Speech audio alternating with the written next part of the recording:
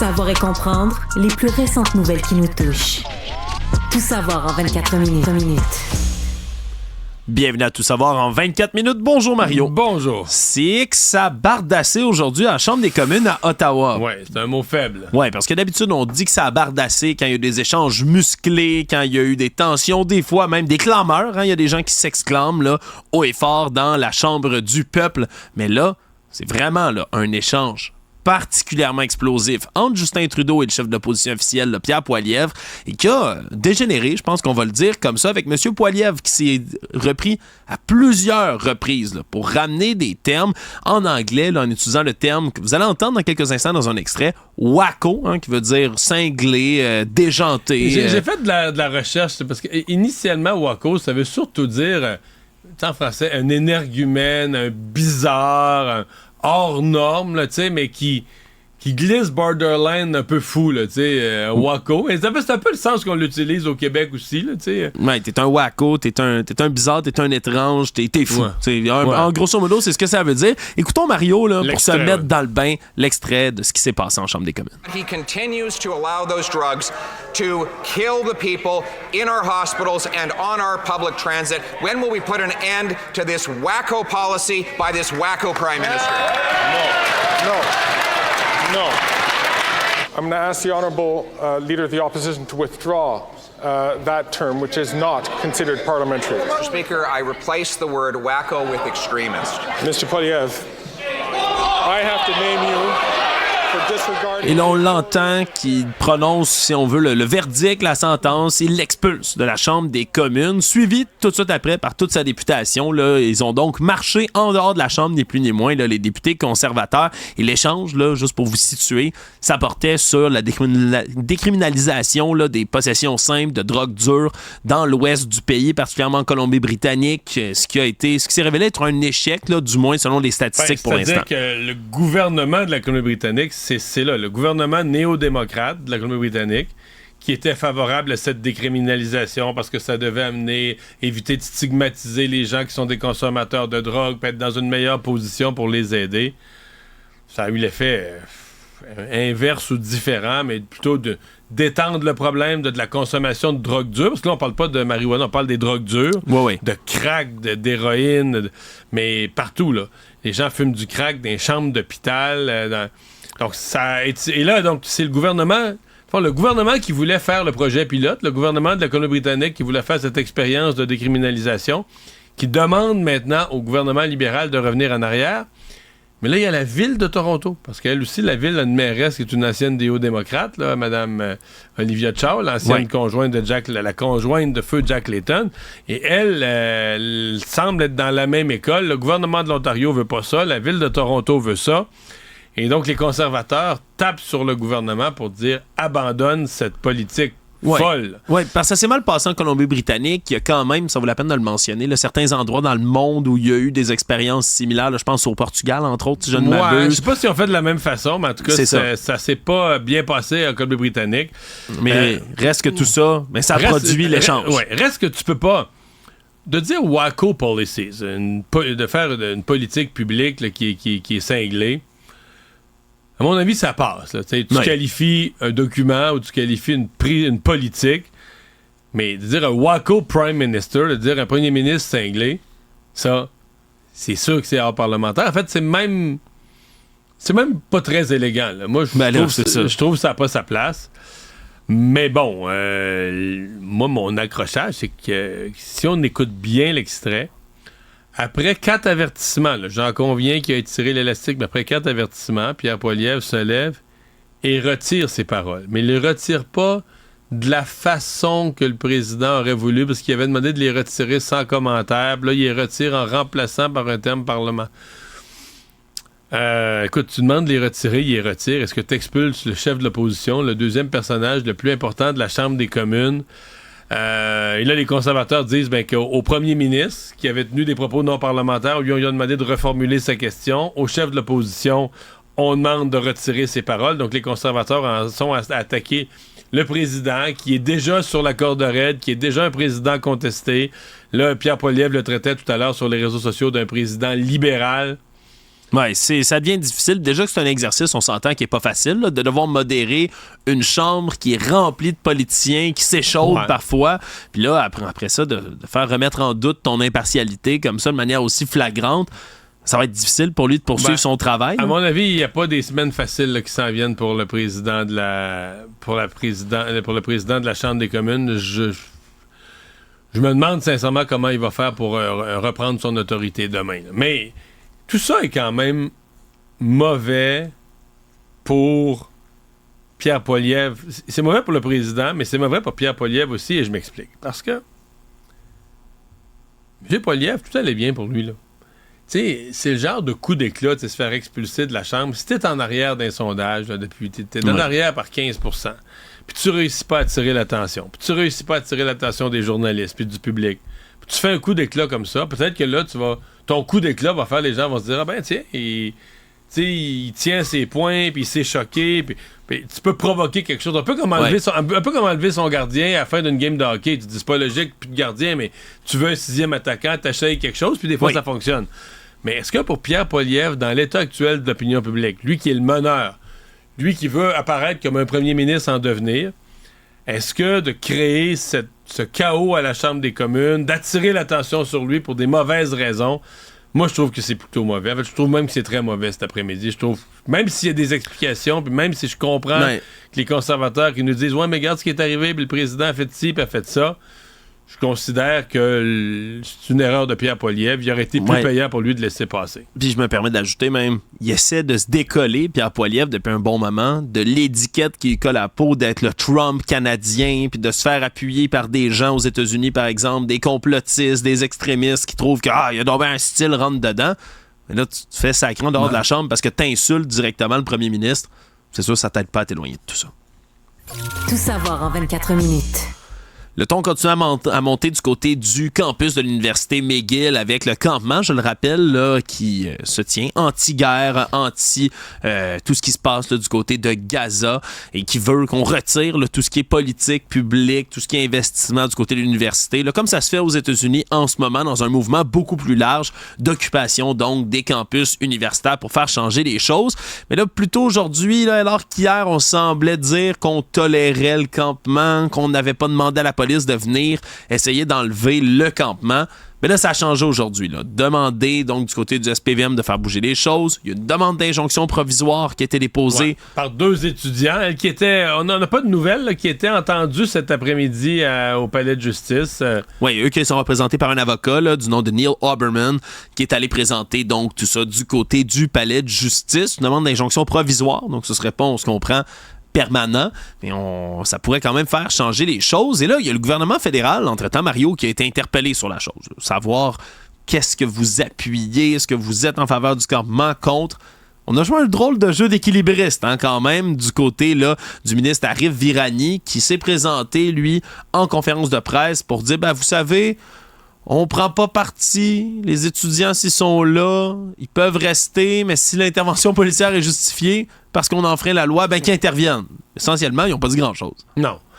Justin Trudeau lui a rappelé le critère que, oui, il y avait la liberté d'expression sur les campus, mais il y avait quand même la liberté d'étudier et de s'y rendre en toute sécurité, là, de pouvoir aller à ses études, à ses cours, à ses examens, dans la paix d'esprit, dans la sécurité.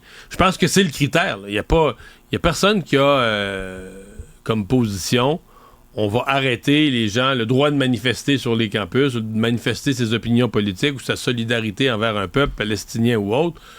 La question est de savoir 2 choses. Est-ce que ça représente... Et là, on n'a pas tous les détails. Au palais de justice, on nous disait que les 2 étudiants qui demandent une injonction avaient de la preuve documentaire. Elle est probablement présentée au juge, ou leur avocat allait présenter au juge des vidéos qui montrent, là, qui font entendre, qui font voir et entendre donc les propos menaçants, des propos injurieux, des propos racistes envers la communauté juive ou envers des étudiants de la communauté juive.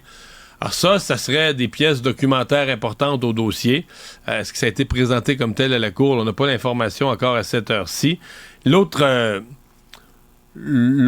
gros point, c'est de savoir est-ce que tu peux, sur une propriété privée, parce que la McGill, c'est une propriété privée, oui, tu as le droit de manifester, d'arriver avec tes pancartes, marcher, Est-ce que tu peux installer un campement, puis si tu peux installer un campement, puis juste des tentes, là. Avec des clôtures. Des clôtures, des barricades hautes en métal. Et là, dans la barricade, tu laisses plus rentrer personne. Tu barricades un grand coin du terrain. Puis là, tu as des gardes masqués. Des gros gars masqués, des gardes masqués qui surveillent l'entrée, là. Qui entrent puis qui entrent pas dans la barricade. Ouais, la manifestation pacifique le semble putain, là, Ouais. à ce moment-là. T'es comme ailleurs, là. T'es comme plus dans la manifestation pacifique, t'es dans une portion de territoire contrôlée par des inconnus anonymes masqués, dont on sait même pas trop, écoute, ce monde-là, ils ont-tu des armes? Comment ils gardent leur des force? étudiants de McGill tout court? On le sait pas.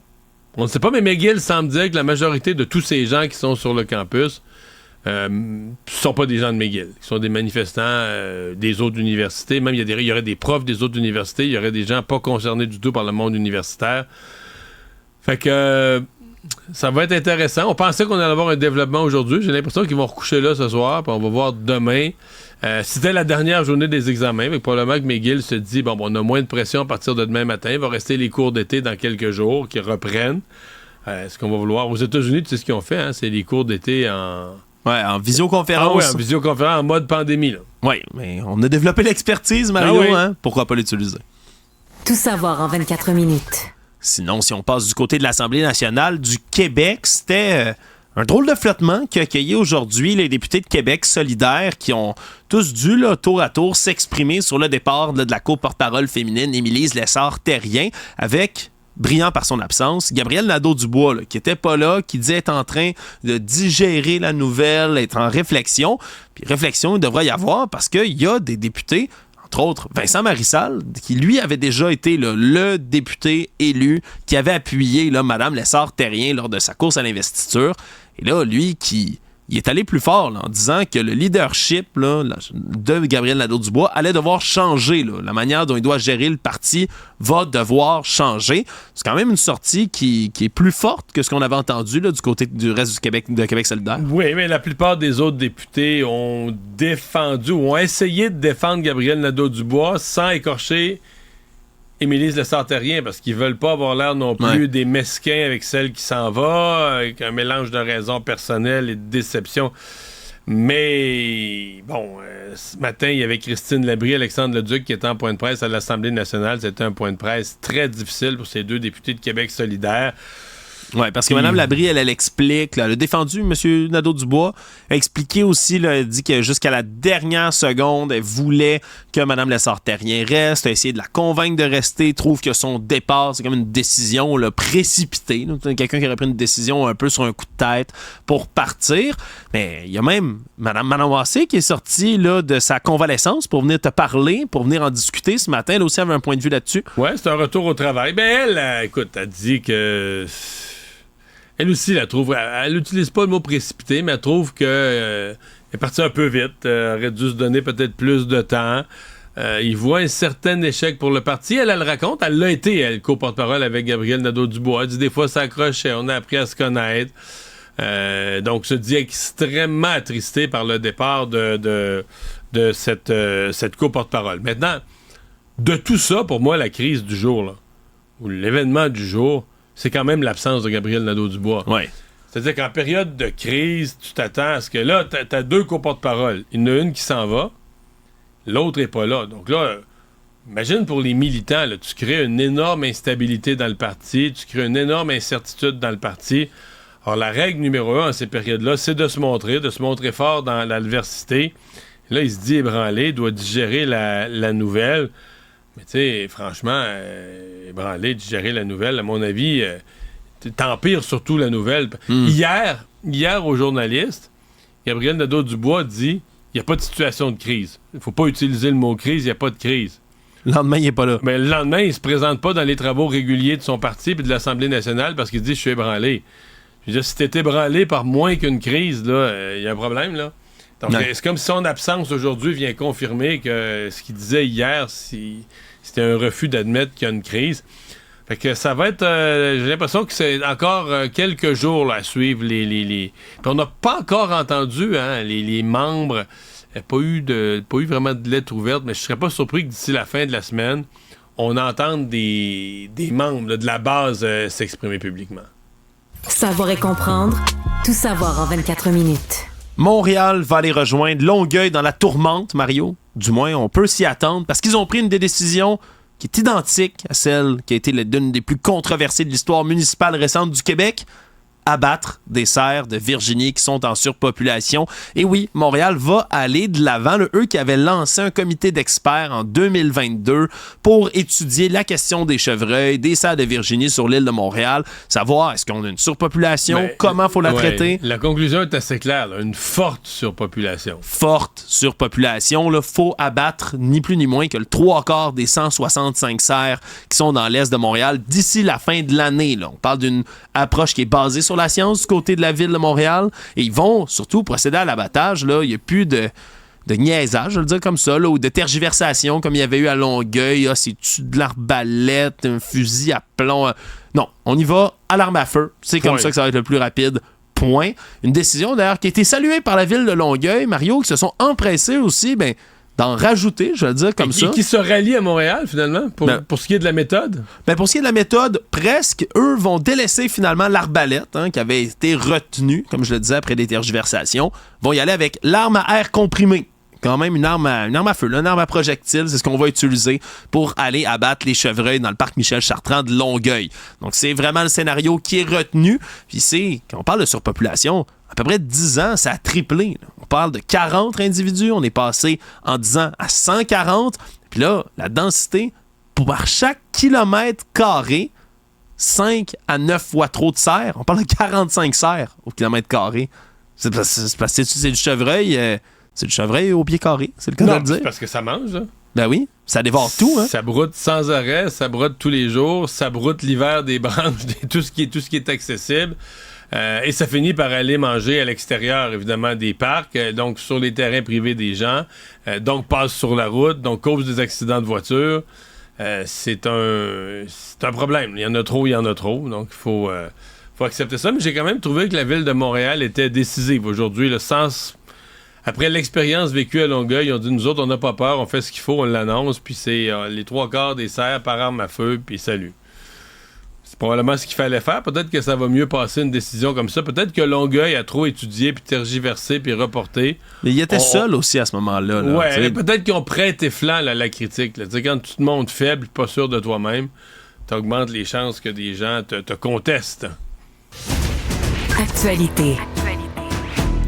On le sait, avec l'inflation, ça a été difficile dans toutes sortes de commerces de détail dans le reste du Québec, puis dans le reste du Canada, de manière générale, le vol à l'étalage, là, qui explose de plus en plus. Puis là, il y a toutes sortes de produits qui se font voler, certes, mais dans les épiceries, c'est pire que jamais, là, semble-t-il, et ça vient même plus nécessairement, selon les porte-paroles des diverses associations de commerçants, ça vient même plus juste de la personne là, qui a faim et qui veut voler un morceau de fromage dans son manteau ou qui ne paye pas aux caisses libre-service.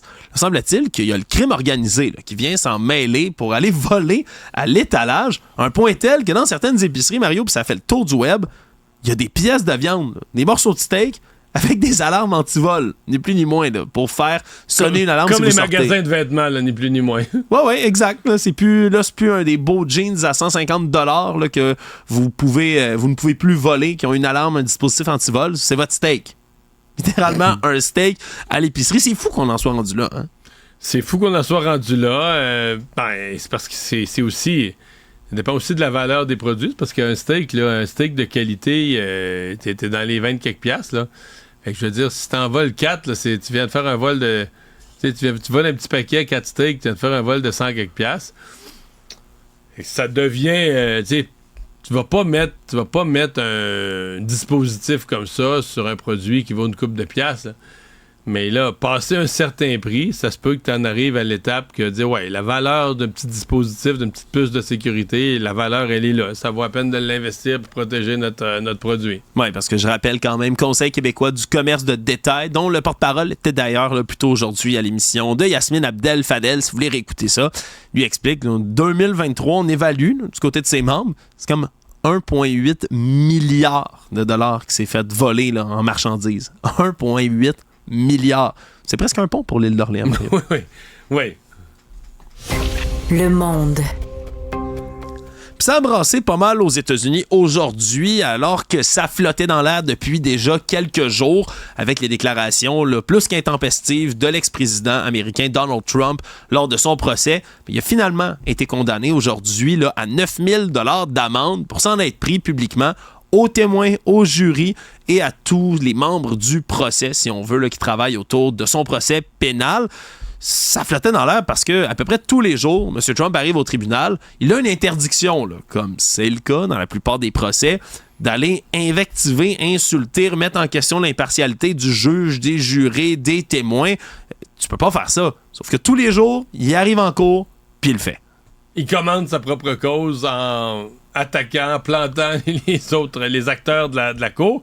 Mais je sais pas quelque part pour lui, 9 000 $, c'est vraiment du change, là, que ça l'importune pas. C'est du change pour lui. Là. Soyons réalistes, oui. 9 000 $ pour lui, c'est du change. Ça y fait presque, là, c'est un bon budget publicité, là. Quand même, là, mettre 9 000 $ pour lui pour être partout dans les journaux, quelque part, ça peut faire son affaire. Est-ce qu'il pourrait payer plusieurs 9 000 $ peut-être? Parce que 9 000 $, c'est ça qui est spécial. Il y a un maximum prévu par la loi, Mario. Puis c'est 1 000 $ par offense. Et là, on a retenu 9 violations différentes. C'est pour ça qu'il doit payer 9 000 $. Mais la cour aujourd'hui et le juge, le Juan Merchan, a été très clair. Il a dit, on réalise ici à la cour là, que 9 000 $, ce n'est rien pour le défendant dans cette cause-ci.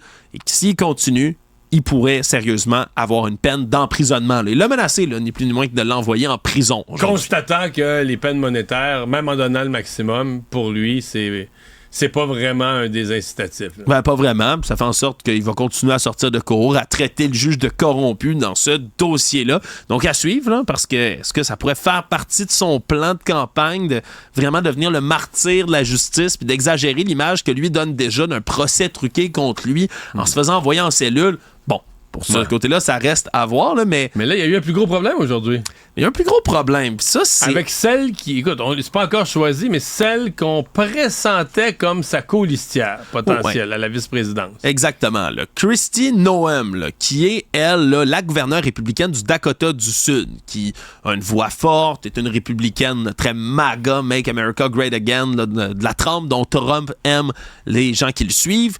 Et là, le problème, c'est que Mme Noem est en controverse depuis la semaine dernière, là, alors qu'il y a ses mémoires là, qui vont être bientôt publiées, un livre sur sa vie qu'elle a elle-même écrite.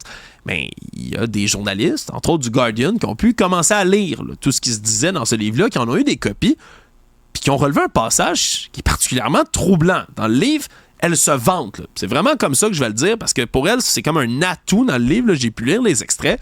Elle explique comment, tout bonnement, elle avait une chienne, là, un tout petit chien, 1 an, 2 mois, là, presque un chiot, qui l'énervait, qui écoutait pas ses consignes. Qui comprenait pas bien les consignes, là, qui était pas discipliné. Un chien non discipliné. Fait qu'est-ce qu'elle a fait?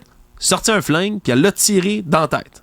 Elle a abattu le chien de sa famille, là, d'une balle dans la tête. Puis elle s'en vante en disant, voyez, je suis une politicienne qui n'a pas peur de se salir les mains et de prendre les décisions difficiles. Puis elle continue, hein, dans l'extrait, elle explique qu'après ça, elle s'est tournée vers l'autre bête qui l'emmerdait dans sa vie. Puis c'est un bouc, là, c'est une chèvre qu'elle avait. Puis la chèvre puait, puis elle aimait pas ça. Fait qu'elle est allée tuer la chèvre aussi. Non, c'est vraiment une histoire de fou dans laquelle ses enfants, essentiellement, sont revenus à la maison, puis il n'y a plus d'animaux. Elle les avait abattus. Là, c'est... Mais ça, Mario, c'est fou de se dire... Non, mais là, les chiens, là, tu touches à quelque chose d'ultra sensible, là, électoralement. Ultra Même chez les sensible. républicains qui pardonnent tout à Trump. Ils pardonnent tout à Trump, mais là, le chien, c'est la goutte d'eau de trop, là, d'un côté comme de l'autre, même sur des chaînes plus conservatrices comme Fox News, on est en train de déplorer cette histoire-là. Je voyais tantôt, je ne sais plus quelle chaîne américaine, il disait que les chiens, c'était le seul sujet qui unissait... Ils sont en divergence sur tout, là, la politique est polarisée, ils sont en divergence sur tout, républicains et démocrates, sauf sur les animaux de compagnie. Ben oui, ça avait fait un tollé, d'ailleurs, au moment où M. Trump était à la Maison-Blanche. Il était un des seuls présidents là, de toutes les dernières décennies à ne pas avoir un chien dans la Maison-Blanche. Presque tous les présidents en ont eu un. Joe Biden en avait un. Du côté d'Obama, même affaire. Mais là...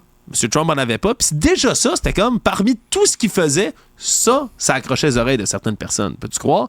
Et là, on a potentiellement sa colistière qui tire son chien dans sa tête. Comme elle n'est pas encore nommée comme colistière, je pense qu'elle vient de... Ça se pourrait qu'elle ait scrappé ses chances, Mario, alors qu'il y a des talk shows aux États-Unis qui la comparent à Cruella d'Enfer dans les 101 Dalmatiens. c'est pas le genre de personnage avec qui tu vas être comparé. Résumer l'actualité en 24 minutes, c'est mission accomplie.